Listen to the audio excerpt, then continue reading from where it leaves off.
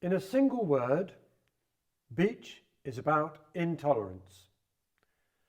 And at first sight, it might be difficult to imagine how a tree can embody intolerance.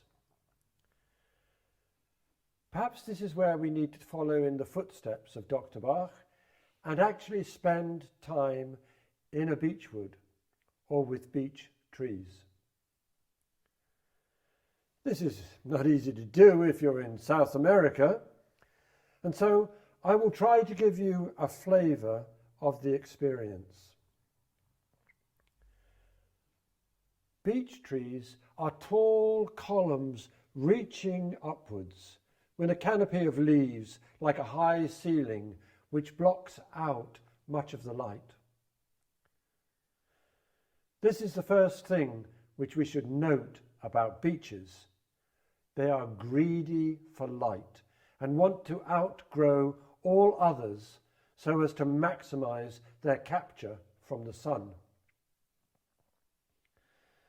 They have few side branches, except where they stand alone.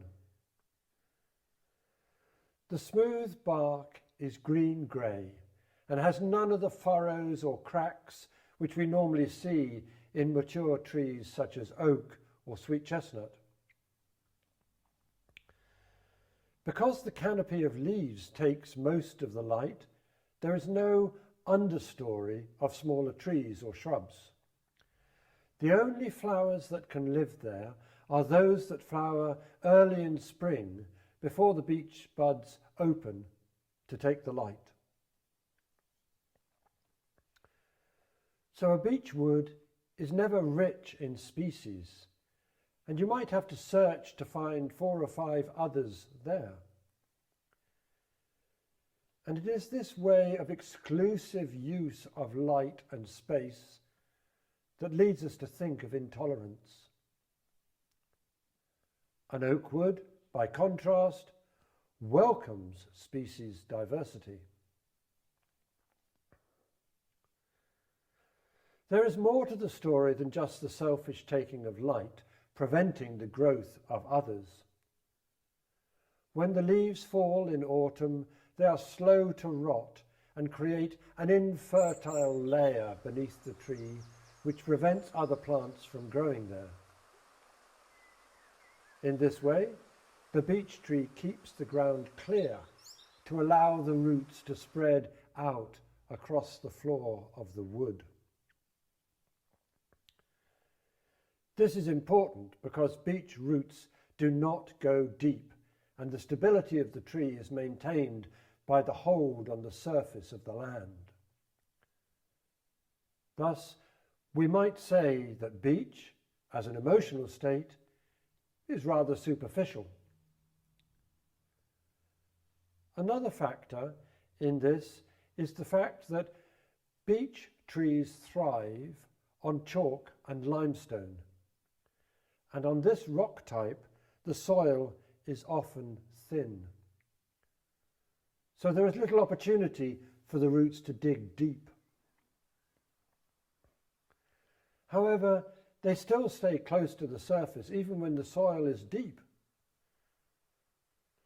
So far, this description sounds a little unfriendly and points more to the critical nature of the beech remedy state.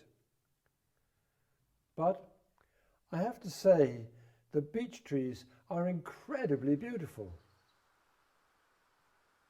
And while you have to struggle through the undergrowth in an oak woodland, for instance, in a beech wood you can wander freely and experience the calm and soft light.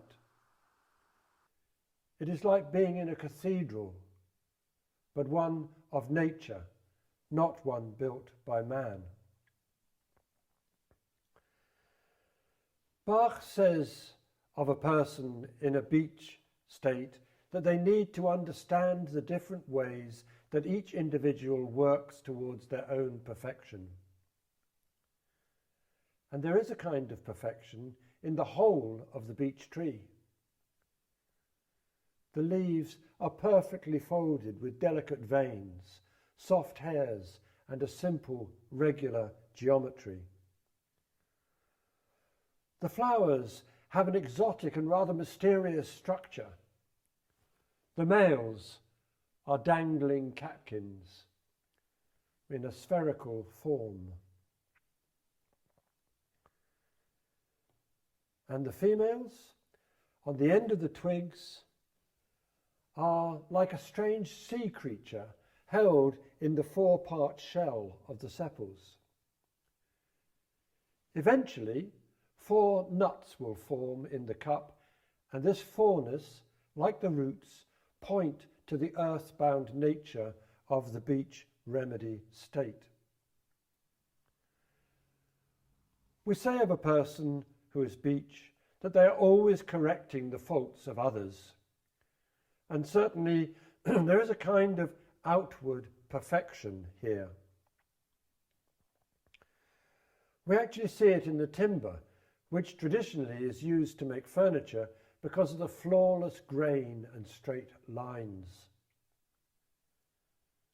But if we look at the wood used for furniture making, it's often the variety and the pattern in the wood that makes it attractive.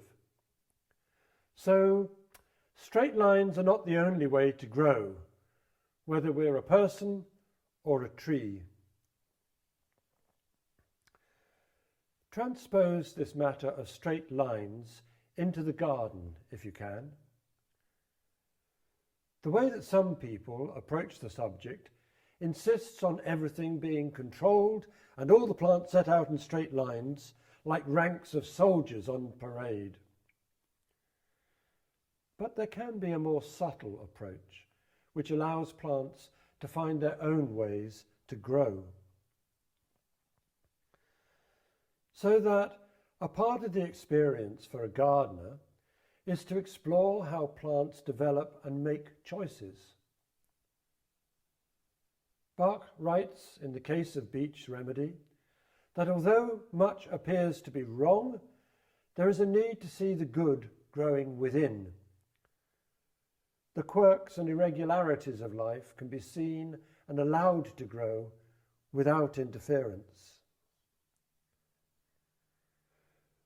We might wonder how and why people get into the beech state. And I suspect that there is a dynamic here between what may be an unresolved internal problem which gets projected out upon others. We shall see how this may work when we come to look at the next remedy, crabapple. To give you a clue now, what I'm suggesting is that beech does not suddenly develop as a remedy state. Something must have happened to set it going.